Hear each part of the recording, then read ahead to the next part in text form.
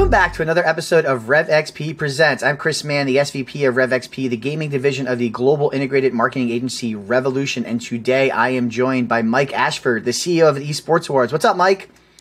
What's up indeed? Yeah, lots going on, lots of things happening. Very excited to be on with yourself today doing this podcast. Thank you so much. It's good to get to spend some time with you, talk through all the exciting things you guys have going on at the awards. For those of you guys that don't know, Mike, again, is the CEO of the Esports Awards. He was a previous pro-level League of Legends player, and he got into the industry actually starting his own marketing company. I always like to say Mike and the guys at the Esports Awards are like some of the biggest hustlers in the industry. And Mike has an amazing catchphrase on himself and the team, and I'm going to let him deliver that. Go ahead, Mike. Yeah, absolutely. It's a pretty deprecating catchphrase, but also reigns true. So effectively playing League of Legends for a good amount of time, got to top 0.007%, and basically still realized I couldn't make any cash from it. There were too many people better than me down the funnel. So I had a chance meeting with our chairman, Tom, and basically said, hey, I'm not good enough to win trophies, so maybe we can hand them out, right?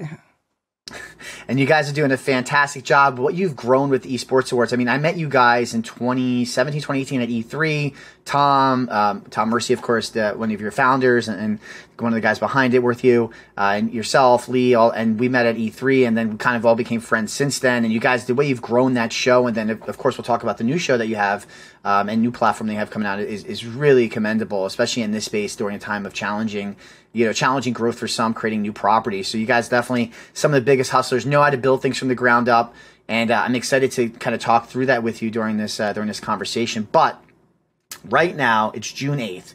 Mike, what games are you playing? It's a good question, and I've got to be honest, I'm flitting between titles. The answer everyone wants is that I'm playing Diablo 4, right? Like that's what's taken over our entire industry at this point. But sadly, I'm not picking it up yet. I say I've actually gotten back into League of Legends. So we just had the mid-season invitational over here in London. It was an incredible event. I'd say one of the biggest events that we've been able to host over here in the UK. And that's inspired me to get into League of Legends a little bit again. So I've been putting some time on the Rift, a little bit of time onto TFT, and basically trying to dust off the keyboard and get back behind some games. Love it, love it. Well, I have been playing a lot of Diablo, and also, of course, as everyone has been watching this over the last few months, Marvel Snap continues to dominate my life.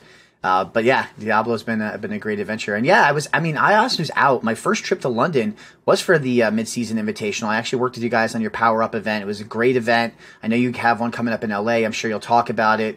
But first trip to London, great. It was fun to work with you guys, and to see that arena, Copperbox Arena, around 10,000 people screaming their heads off for League of Legends. People like to say we're going through a little bit of an esports winter, but I don't think that, I think that's the case in some capacity for things that a lot of us in the industry saw coming, the consolidation of teams, maybe poor investments from VCs, but, top titles like League of Legends and top events like the Mid-Season Invitational are still thriving, and, as you saw from the MSI, right? Yeah, absolutely. And fans are still passionate. I think that's the key. The fans never went away. The fans continue to grow year on year. There's more gamers. There's more people that want their identity to be portrayed with gaming as a key piece. And competitive gaming certainly there. And obviously, the event was in London, and the EU team sadly didn't perform as well as we'd have liked. Yet the fans still engaged, they still supported, and they sort of welcomed the teams that were playing at that top level, right? Like that was pretty cool to see. And we had an all Chinese final, and the fans rallied, supported, and gave them the respect they deserve for being the best in that game at that point. And that's what's cool to see with esports. We're certainly seeing a little period of consolidation, a little less spend, but I think that's healthy. And what it's also doing is obviously allowing teams to reevaluate their value proposition and actually what value they drive and deliver back, which is, I think, no bad thing, given the level of survival we're seeing. Some of the teams that are reporting profitability because they followed a mantra and a vision and have sort of delivered good value back to the brands that are sort of helping them to see out a little bit of a trickier time. Yeah, massive course correction in the industry, but I think to your point, it's a good thing because I think there was a lot of inflated kind of numbers, and that's a whole other rEvXP Presents conversation that we probably have at another time. And so let's jump in because, we've got a lot of brand marketers watching through our partnership with Synopsis Media, who distributes rEvXP Presents. And we always like to focus on how can brands and brand marketers think about opportunities, activations within the industry, and showcasing a lot of diverse ones. We've had creators, we've had teams on, we've had properties on, and of course you guys are a show, a property, an award show. And let's start with how branches start thinking about activating with the Esports Awards, your original event, the first event that you guys have really built up over the last few years. Yeah, which is a very good question, and actually something that I'm still very passionate about sort of 8 years into this project, because I believe we're very authentic and we have a hyper engaged audience, right? Like we get over 10 million votes from the community year on year. Last year we had over 17 million people tune in to watch our show. So it's hyper engaged. And what we've certainly seen on our side is that we still get the esports enthusiasts, those that are sort of the most engaged. They nominate, they vote, they tune in for the validation that they were correct in who they voted for, or to take us to social media to tell us why we were wrong for who won each award category. But we've also seen this real influx of lifestyle and culture-based gamers who won't follow every tournament. They're not going to hit every key beat. But what they want us to do in a 3-hour show is sort of tell the story of a year in competitive gaming and build that out for them. They want to see Nadeshot walk the red carpet. They want to have that FOMO of what they're missing out on over in Resorts World Las Vegas. So for me, I think it's almost a really good opportunity to be creative with a campaign and to deliver value in a different way to tournaments or sort of publishers, because we have this real sort of physical interface. But I guess it's one of those things where we say we're the only black tie event in esports, and with that you can have some fun that you don't always get at other campaigns. And we've certainly been a source of innovation for the industry. So one of the key things we do now is our work with the Golf and Gaming Club over in LA. And we've run a fully fledged celeb pro-am golf tournament for the last 2 years that's seen the likes of a Nadeshot, a Good Golf, or a Bryson DeChambeau come down and be a part of it. And that's allowed us to have some really cool and effective relationships with Oakley, where they get something that's very safe for them and tried and tested in golf, which is a market they know and love. And then they get to enter into gaming, which is a new and scary market for them, in a way that allows them to take baby steps, learn and build. And in the same vein, we also have top-level partnerships with the likes of a Coca-Cola, who get to be all in on gaming, bring in some of their brand partnerships. Resorts World is a Coke Pour venue, so they get to sort of tick some boxes there, and they get to bridge some of their other relationships as well. So we were super proud last year that they chose to present their League of Legends limited edition cans at the Esports Awards for the first time and sort of tie in a triangle between us and Riot and themselves to sort of bring this to the masses at a platform that was sort of standalone. So I just think there are so many different opportunities for brands, right? Sometimes it can be hard for a fashion brand to get involved in esports because everyone's wearing jerseys and half of them's covered by a monitor. And then suddenly they're walking a red carpet, they're wearing shoes that cost more than I get paid in a year in some occasions, it feels like.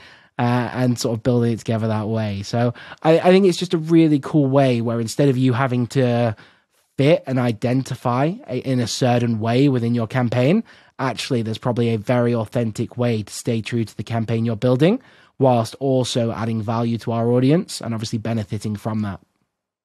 Yeah, you hit on, keyword for those that watch and listen to what we do on the Rev side is adding value to the community, to their experience. And I think what you guys have created is something truly unique, right? This red carpet, black tie event with all the top creators, but giving the community a voice. We all know the gaming community loves to express their voice, and that's something that they're passionate about. Top creators, top games, top esports players. I think you guys have done, really innovative thing in terms of creating that, giving the community a voice around this really big cultural moment.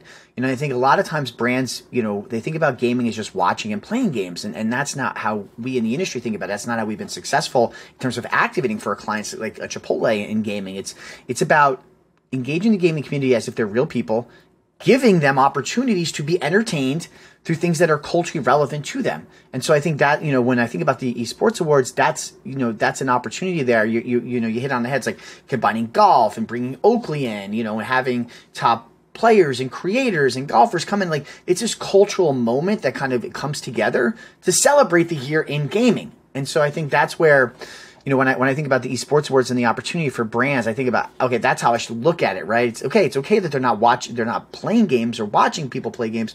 It's a cultural driving force, and that's what gaming continues to be, and that's what the Esports Awards celebrates. Exactly that. And I think it's like that complete 360 approach to it that allows it to be so powerful, because we have, as I mentioned, sort of almost a triangle of gamers that interact with what we do that allow us to exist because we can deliver so much value. You have obviously the enthusiasts, you have casual, and you also have lifestyle, and they all tune in for their reasons, right? Like the enthusiasts want to soak it all up. They want to understand who the best pro player is, who the best pro team is, who the best streamer is. The casuals want you to do that, but in a very quick and concise manner so that they feel up to date and informed. And then the lifestyle want the best of both worlds, but they also want all of that additional ancillary content where, I mean, we're even sending people up in helicopters and they're doing tours of the strip and they're building their own content and onto their own platforms to make it into almost this sort of festival and celebration. And alongside that, we're also building business conference that allows for step change, thought leadership, where you have some of the most influential creators of our generation talking on what they think is important for that next generation and how we can do better, how we can build a better bridge to coexisting, but also building the foundations for what the next generation inherit. And I just think that's a really important place to be in the industry. And the fact that we can add so many value and generate so many eyeballs that it also allows brands to come in and build their own stories around it is super important. And one that stands out for me as an example is Lexus. Lexus are a brand we've now been able to work with for 5 years. And actually, we got to bring them into this industry and sort of have them be a part of it and come to the Esports Awards for our first show over in America. And now they have so much legacy themselves in the space. And they've been helping to power the awards and title sponsor for 4 years so far. And I think that's really cool that there's actually that documentation and legacy of where we were 4 years ago, where we are now, and how Lexus have had that continued support for what we do. Yeah, absolutely. It's a great example. So one thing I'm really excited to talk to you about that I learned when I was out in London working with your team was about the Mobies. And Mobies are Mobile Game Awards. And I think a lot of brands ask us, like, what's next in gaming? What do we need to think about? How are we going to be innovative? And I don't think mobile gaming is what's next. I think it's what's now. Massive mobile gaming audience. I know you've got some great stats. 7 in 10 women play mobile games on their smartphones. Like, mobile gaming is a massive opportunity. It's also a massive white space for brands.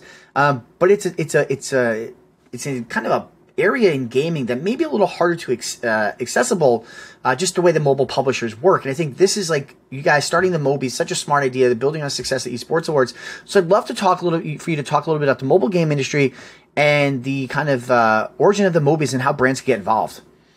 Absolutely. And I think this is one that's super exciting for our team. The Mobies came about from a long-term campaign, effectively, for us to be able to, again, recognize all of the different facets of the competitive gaming industry and the gaming industry as a whole. So back in 2020, when the map went quiet and everything was going on, we launched our first 2 Esports Awards dedicated mobile awards. And we basically put them out there to see what the reaction would be. That year was the first year that we sort of hit mass scale viewership and voting. And it was striking to see how much mobile impacted that. We had over 1 million votes on the 2 mobile categories in year 1 of them being in existence. And the fan bases, the amount of people that rallied behind them was incredible to see. So we basically backed them, supported them, and built a campaign around them. And every year it has grown so widespread. And the one thing that's always been huge to us is how far that expands. We had votes from over 22,000 cities and towns worldwide, which is crazy. Like that is an insane stat. And you're talking about villages that have maybe like 30 to 50 people in them, all the way up to New York, right? In terms of density of population. And I guess in that time, we were sort of wondering, like, what is next? And I think going back to stats, at the same time, it was evident that mobile gaming was almost the bigger brother of esports that wanted the validation of esports. Esports is roughly a $1.5 billion industry. Mobile gaming at that point was already over $80 billion in revenue. The one thing that was clear to us is that was very scattered in relation. As you said, right, with esports, there are these global clusters that bring people together that you could point to an esports destination and say, hey, that's somewhere you can go where you can talk to people in esports. There'll be a cluster of teams and so on. With mobile, it was this global thing that is everywhere. There's developers basically in every city and every town, and none of them communicate. There's no sort of global hub or destination to bring them all back together to use that wider power they've got, that there's over 2 billion mobile gamers on the planet. playing 168,000 different mobile games. And what we want to do is be the hub that brings everyone back together and actually allows them to identify and see that joint cumulative power that's been built within mobile and make sure that they're sort of celebrating as a whole, because it's pretty insane and exciting at the same time. I mean, when we look at some of the most downloaded games in a PC or in a console base, compared to mobile, they don't stack up effectively despite the incredible numbers, because there's over 30 billion downloads on mobile games, which is so that you can't visualize some of these stats.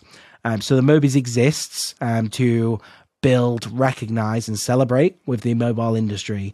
Is to bring all those publishers together, bring all the teams, bring all the different app developers into one space to recognize and celebrate their efforts, but also to harness that shared knowledge that they've all generated and that shared power to build a bigger, better mobile industry, forgive the pun, that is connected ultimately. And then that's our mission. Absolutely. I mean, there's some incredible stats around mobile gaming.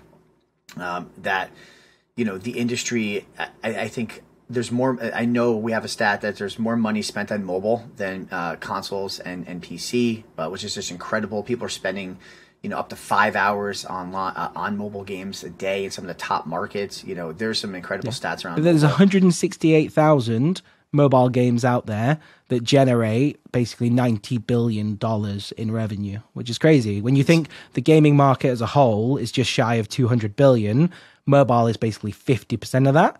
And there's also over 2 billion mobile players. And it grows. Like, the barriers to entry are getting lower and lower. More destinations are coming online, and there's an exponential growth compared, right?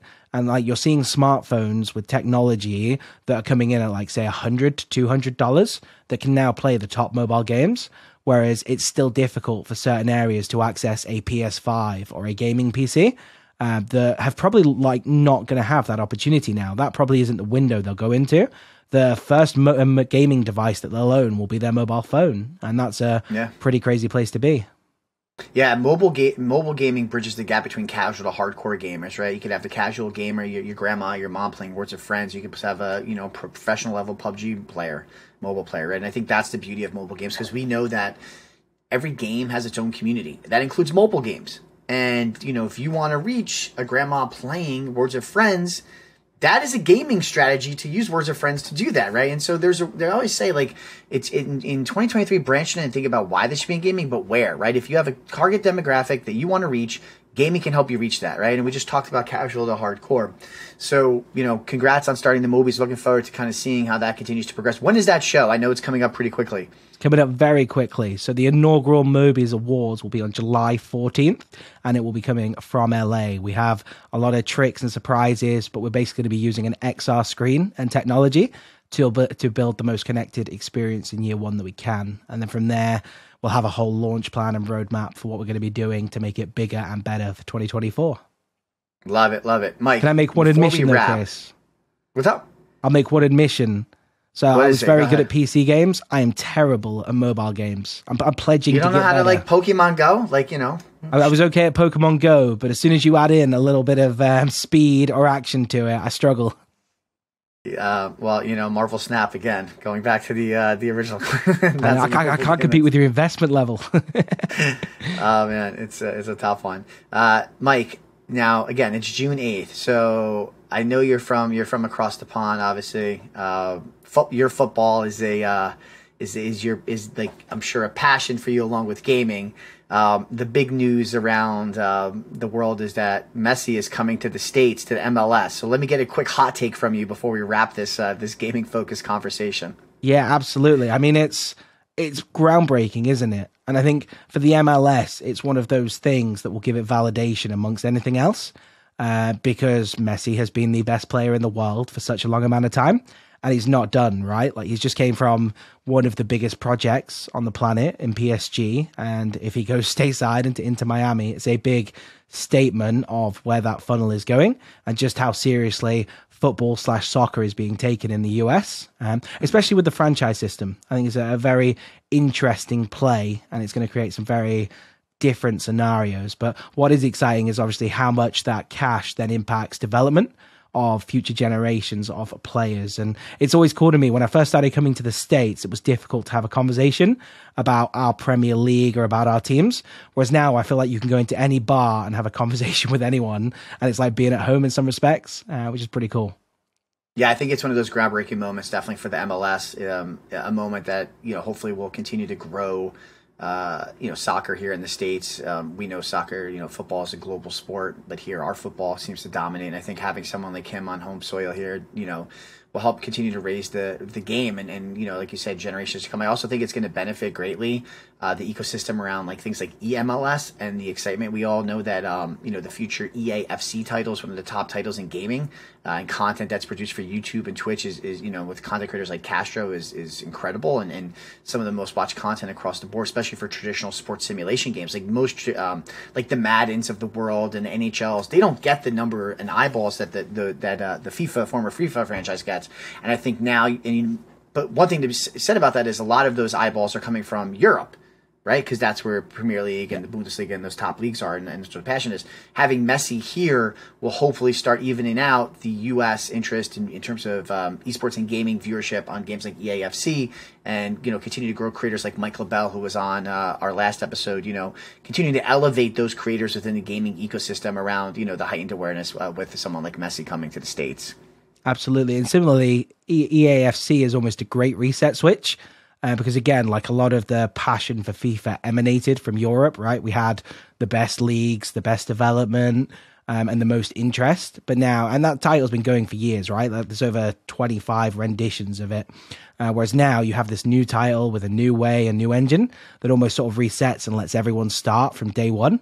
And at the same time, you now have Messi. So you have a lot more fanfare and eyeballs. So I'm genuine. I'm excited to see how that title does, how it plays out from an esports perspective as well. And I think it can only be a good thing. Yeah, I'm hoping they have Ted Lasso in it again. I know they had Ted Lasso in FIFA 23. So we're a big Ted Lasso fan here in the States. Absolutely. So, Mike, as we wrap up, where can people find you, find the Esports Awards, the Mobies? We'll throw links in our YouTube description. Absolutely. So obviously I'm always going to plug esportsawards.com, mobileawards.com as well. Obviously we have a little bit of a roadmap coming up. We'll be heading stateside for Power Up on June 13th, and then also our GGC Classic Celeb Pro-Am Golf Tournament on June 14th. Hopefully see people out for that. If not, we'll have a host of VODs that we can share off the back of it, and look forward to seeing everyone at either the Mobies on July 14th or the Esports Awards on the 29th and 30th of November. Awesome. Mike, thank you so much. It has been fantastic to catch up with you. Appreciate your time and joining. You guys got a lot going on. Safe travels stateside when you're over here. Hopefully you and I can catch up. As we wrap another episode of rEvXP Presents, I want to thank everyone for tuning in. Hopefully this conversation has been beneficial. Don't forget to sign up for the Esports and Gaming Business Summit. We changed the name. Our friends at Synopsis Media. In November, we'll have a link there. Thank you to our partners at Synopsis for distributing our content. Until next time, everyone, have some fun, play some games, whatever game you're playing, and we will see you soon. Bye, everybody.